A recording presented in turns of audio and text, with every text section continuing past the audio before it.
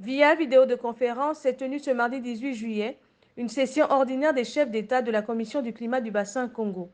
Dirigée par le président congolais Denis Sassou Nguesso, plusieurs chefs d'État africains dont le président gabonais, son Excellence Ali Bongo Ondimba, ont témoigné de leur engagement à la lutte contre le changement climatique.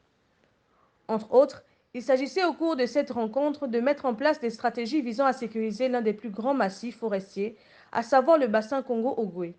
Face à l'urgence environnementale, le président Ali Bongo Ondimba a réitéré l'engagement du Gabon dans sa politique en matière de conservation de l'écosystème forestier et marin, faisant ainsi du Gabon un pays écologique.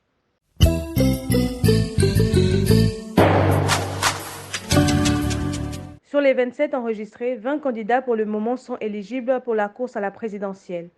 Ayant rempli ces critères, ces 20 candidats sont déjà sûrs de prendre part au présidentiel, quoique leur identité reste pour le moment inconnue. En effet, le Centre gabonais des élections, soucieux de la bonne organisation de cet événement, a tenu à faire un bilan à mi-parcours du processus de sélection des candidats à la présidentielle au cours d'une conférence de presse. La publication officielle de la dite liste pourrait avoir lieu d'ici le 26 juillet prochain, conformément au calendrier fixé par l'institution. Selon le calendrier électoral, le 11 août s'ouvrira la campagne pour l'élection présidentielle, tandis que les candidats aux législatives et aux locales entreront en campagne le 16 août. Celle-ci prendra fin le vendredi 25 août. Le vote pour les 3 scrutins se déroulera donc le 26 août 2023.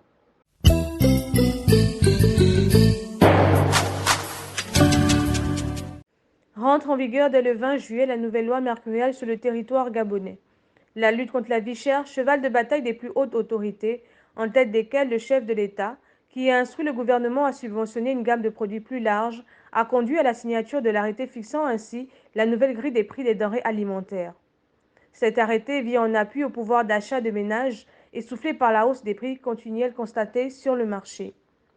Par l'établissement de cette loi, le gouvernement entend fixer les prix plafonds, contrôler les prix excessifs, tout en garantissant l'accès des citoyens à des produits de première nécessité à des prix raisonnables.